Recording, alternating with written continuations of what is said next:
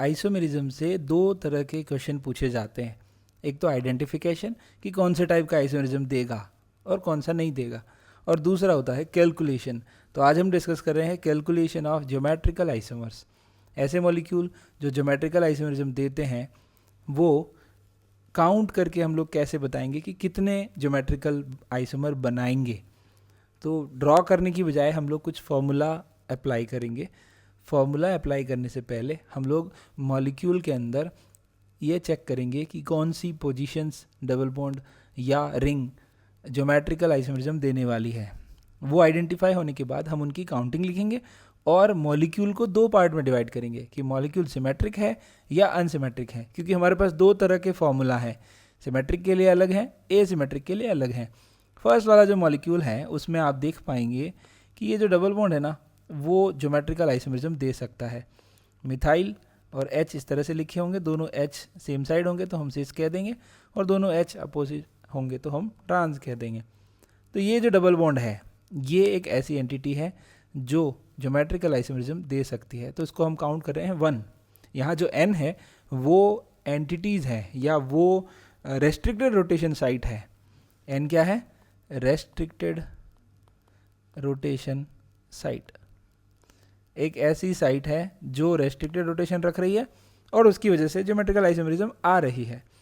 अब molecule symmetric है या नहीं, तो देखें यहाँ से अगर दो पार्ट्स में डिवाइड करें तो दोनों पार्ट एक दूसरे के मिरर इमेज है, तो हम कहेंगे कि मॉलिक्यूल क्या है? सिमेट्रिक है। ठीक है। इसी तरह दूसरे मॉलिक्यूल में देखें तो ये डबल बॉन्ड भी ज्योमेट्रिकल दे सकता है और ये डबल बॉन्ड भी ज्योमेट्रिकल आइसोमेरिज्म दे सकता है। तो n = 2, और अभी भी अगर मॉलिक्यूल को दो पार्ट्स में डिवाइड करें तो दोनों पार्ट सेम है, तो हम कहेंगे molecule is symmetric. Symmetric unsymmetric के दोनों के अलग अलग फॉर्मूला अभी देखेंगे, है ना। एक बार सीख लेते हैं जल्दी से। तो यहाँ देखिए ये जो डबल बॉन्ड है ये भी ज्योमेट्रिकल शो करेगा, ये भी ज्योमेट्रिकल शो करेगा, लेकिन अगर इस मॉलिक्यूल को बीच में से कट करें तो इधर 3 कार्बन है, इधर 4 है, इधर डबल बॉन्ड, ये तो यहाँ तक तो सेम है, यहाँ CH3 है और यहाँ CH2 CH3 है। तो ये मॉलिक्यूल में भी n = 2 है, लेकिन ये अनसिमेट्रिकल है। ठीक है। इसी तरह लास्ट वाले में देखें तो ये डबल बॉन्ड है, लेकिन ये वाला double bond geometrical isomerism show नहीं कर सकता, क्योंकि यहाँ पे दोनों ही हाइड्रोजन लगे हुए हैं। ठीक है, दोनों ही सेम ग्रुप हैं। एक ही कार्बन पे दो सेम ग्रुप होते हैं तो ज्योमेट्रिकल आइसोमेरिज्म नहीं आती। तो हम क्या कहेंगे? n = 1। सिर्फ इसकी वजह से शो हो रहा है, और मॉलिक्यूल में कोई प्लेन ऑफ सिमेट्री नहीं है, इसलिए मॉलिक्यूल क्या कहलाएगा? अनसिमेट्रिकल मॉलिक्यूल कहलाएगा। ठीक है। तो दोनों फार्मूला देख लेते हैं। सबसे पहले आपको क्या करना है? मॉलिक्यूल के अंदर सिमेट्री चेक करनी है। अगर प्लेन ऑफ सिमेट्री एब्सेंट है तो सीधा सीधा फार्मूला है 2n। अगर प्लेन ऑफ सिमेट्री एब्सेंट है मतलब अनसिमेट्रिकल मॉलिक्यूल 2n। तो अनसिमेट्रिकल मॉलिक्यूल में 2n लगा ही देते हैं। ये अनसिमेट्रिकल है, ये भी अनसिमेट्रिकल है। 2 मतलब ये टोटल 4 आइसोमर बनाएगा। ये 2 ये 1 हमने यहाँ से लिया है ना, तो आइसोमर क्या होते हैं? 2n, और n की वैल्यू हमने निकाल ही दी है। कितना आइसोमर बनाएगा? 2। फर्स्ट और सेकंड मॉलिक्यूल के लिए अलग फार्मूला है। तो ये फार्मूला सीधा कौन सा है? 2n। किसके लिए है? जिनमें प्लेन ऑफ सिमेट्री एब्सेंट हो, जो अनसिमेट्रिकल मॉलिक्यूल हो। लेकिन अगर जिनमें प्लेन ऑफ सिमेट्री है तो वो सिमेट्रिकल मॉलिक्यूल कहलाएंगे। उसके लिए ये फॉर्मूला है 2n जो था ना उसमें से -1 प्लस 2p-1। ठीक है। फॉर्मूला वापस देखिए, 2n-1 प्लस 2p-1। तो आसान है, दोनों में -1 है ना, n-1 p-1, बट बीच में प्लस है, ध्यान रहे। जोड़ रहे हैं हम लोग, क्योंकि हम यहाँ माइनस कर रहे हैं, यहाँ भी माइनस कर रहे हैं, बीच में जोड़ रहे हैं, याद रह जाएगा। अच्छा, ये p क्या है? जो n हम निकालेंगे ना उसका आधा करो। अगर इवन है तो वैसे ही आधा हो जाना है, मतलब 4 है तो 2 हो जाना है, 2 है तो 1 हो जाएगा। ऑड नंबर तो डायरेक्टली हाफ होते नहीं है, तो ऑड नंबर में +1 करके फिर हाफ करना है। ठीक है, ऑड नंबर में +1 करके फिर हाफ करना है।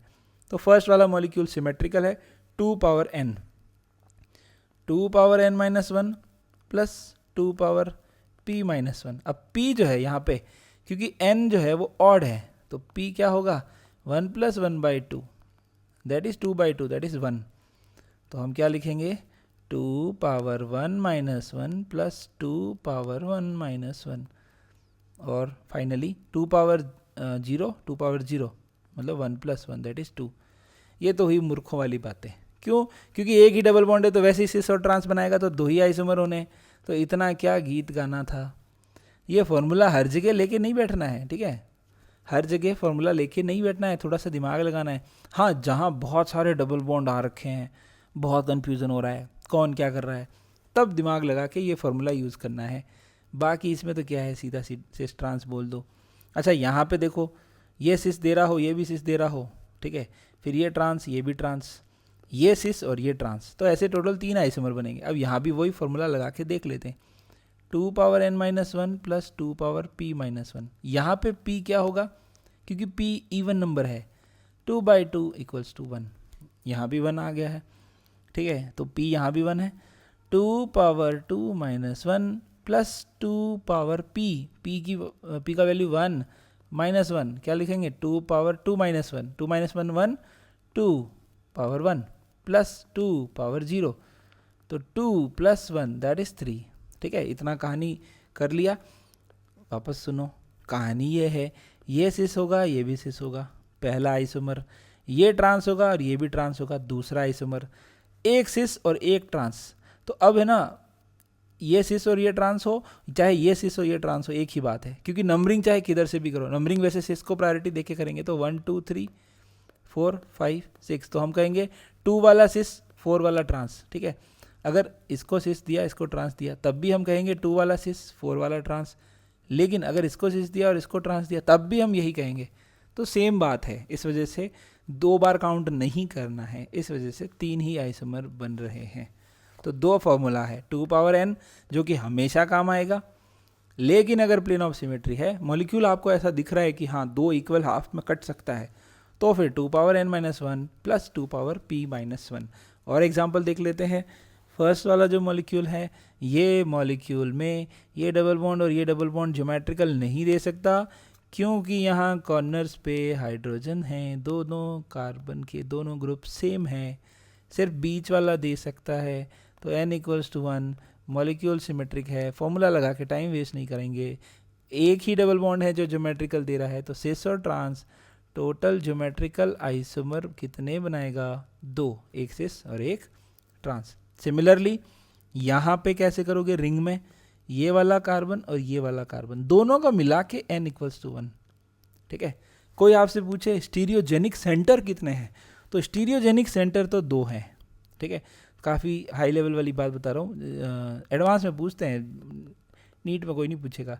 स्टीरियोजेनिक सेंटर, ऐसे सेंटर जिन पे अगर आप ग्रुप की लोकेशन बदल दो तो आइसोमर बदल जाता है। जैसे मान लो ये दोनों Cl ऊपर है तो ये सिस है, तो इसको अगर मैं स्टीरियोजेनिक सेंटर बोलूँ तो इस वाले कार्बन पे अगर मैं क्लोरीन की पोजीशन नीचे कर देता हूँ, क्लोरीन ऊपर क्लोरीन नीचे, तो ट्रांस बन गया।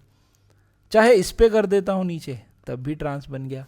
तो ये दोनों ही स्टीरियोजेनिक सेंटर्स हैं, लेकिन हम यहाँ n काउंट कर रहे हैं, और n हमने क्या लिखा है, restricted rotation sites. Geometrical isomer में n क्या है, रेस्ट्रिक्टेड रोटेशन साइट्स। तो ये रेस्ट्रिक्टेड रोटेशन किसकी वजह से हो रहा है, रिंग की वजह से। यहाँ डबल बॉन्ड की वजह से हो रहा था तो हमने 1 लिखा, ये रिंग है 1 है तो 1 लिखा, और ये भी सिस ट्रांस देंगे, ये मॉलिक्यूल भी सिमेट्रिक है। टोटल ज्योमेट्रिकल आइसोमर 2 ही होंगे। जब दोनों Cl ऊपर होंगे तो सिस, एक Cl ऊपर एक नीचे, तब ट्रांस। अगले मॉलिक्यूल में ये डबल बॉन्ड ज्योमेट्रिकल दे नहीं सकता, ये दे सकता है। यहाँ देखिए 1 2 3 3, ये पूरा का पूरा ऑड क्यूमुलिन है। क्यूमुलिन वाला वीडियो बनाया था ना पहले, पिछला जस्ट वीडियो, तो आपने देखा था कि ऑड क्यूमुलिन्स जो होती है वो ऑड क्यूमुलिन, 2 बार m नहीं आता ना, हाँ, ऑड क्यूमुलिन जो है वो ज्योमेट्रिकल एक्टिव हो सकती है अगर उसके ग्रुप अलग अलग हों। तो इस कार्बन पे एक तो हाइड्रोजन है और एक पूरा ये ग्रुप है, इसी तरह इस कार्बन पे एक हाइड्रोजन है और दूसरा मिथाइल है, तो दोनों ग्रुप अलग अलग हैं। तो ये पूरा एक जो एलिन क्यूमुलिन सिस्टम है ऑड वाला, वो भी ज्योमेट्रिकल दे सकता है। तो यहाँ पे n इक्वल्स टू 2 है, और ये मॉलिक्यूल अनसिमेट्रिकल है, और अनसिमेट्रिकल में सीधा फॉर्मूला होता है 2 पावर 2 दैट इज़ 4, ठीक है। अनसिमेट्रिकल में सीधा फॉर्मूला है 2 पावर n, तो टोटल ज्योमेट्रिकल 4। और देख लेते हैं। अब इस वाली रिंग में ध्यान से देखिए, इस वाली रिंग में ये कार्बन, ये कार्बन, ये कार्बन और ये कार्बन, ये चारों ही स्टीरियोजेनिक सेंटर है, ठीक है। इन दोनों की वजह से आइसोमेरिज्म हो सकती है और इन दोनों की वजह से भी ज्योमेट्रिकल हो सकती है। ध्यान से सुनना, ये रिंग है, इस पूरे को एक ग्रुप मान लो। क्या मान लो? एक ग्रुप G। तो Cl जब ऊपर हो और G जब ऊपर हो तो नीचे कौन होंगे? दोनों हाइड्रोजन, तो हम कहेंगे सिस।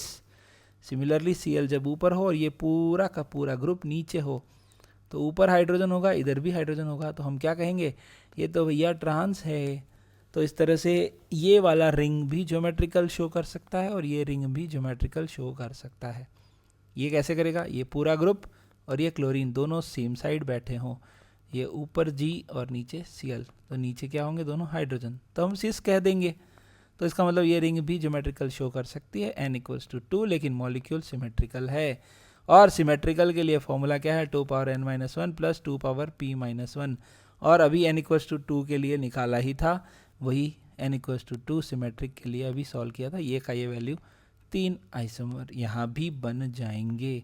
टोटल ज्योमेट्रिकल आइसोमर कितने बनेंगे? 3। ठीक है, सॉल्व करके देख लेना। अब इसमें क्या हो रहा है?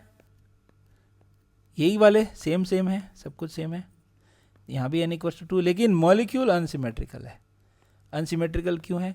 क्योंकि इधर OH है और इधर Cl है, बीच में से कट नहीं हो रहा। लेकिन ये वाला मॉलिक्यूल बीच में से कट हो रहा था, यहाँ Cl, यहाँ Cl, इसमें वही वाली कंडीशन आ गई, ये रिंग सिस हो, ये भी सिस हो, तो एक आइसोमर।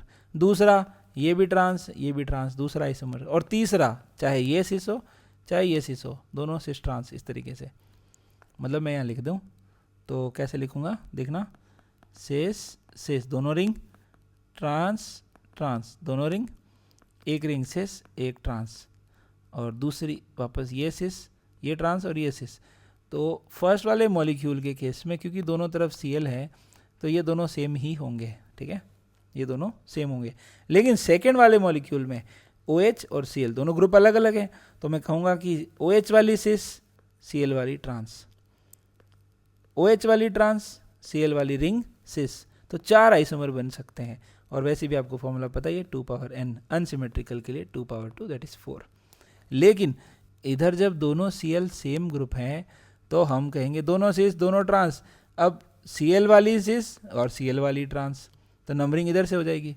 लेकिन इस वाली Cl को सिस बोलेंगे, इस वाली को ट्रांस, तब नंबरिंग इधर से हो जाएगी, इस तरफ से। बात दोनों की सेम आती है, ये दोनों वाले इसके लिए सेम होते हैं, इस वजह से 3, 1 2 और ये दोनों मिला के 3 आइसोमर, जबकि इसमें 4, क्योंकि ये अनसिमेट्रिकल है। तो OH वाली सिस, OH वाली ट्रांस, दोनों अलग अलग आइसोमर होंगे। सिमिलरली ये मॉलिक्यूल ध्यान से देखिए, ये मॉलिक्यूल बड़ा कमाल का है। रिंग के जो डबल बॉन्ड है ना, वो ज्योमेट्रिकल आइसोमरिज्म नहीं दे रहे, लेकिन ये रिंग यहाँ से ज्योमेट्रिकल दे रही है। ठीक है, कैसे दे रही है बना के दिखाता हूँ, ध्यान से देखिए। ये ठीक है, अच्छा ये मैं रिंग लिख देता हूँ, ये रिंग, ठीक है, बना नहीं रहा, दोनों रिंग ऊपर, यहाँ H यहाँ H, ये क्या कहेंगे? सेस। इसी तरह इसको क्या कहेंगे?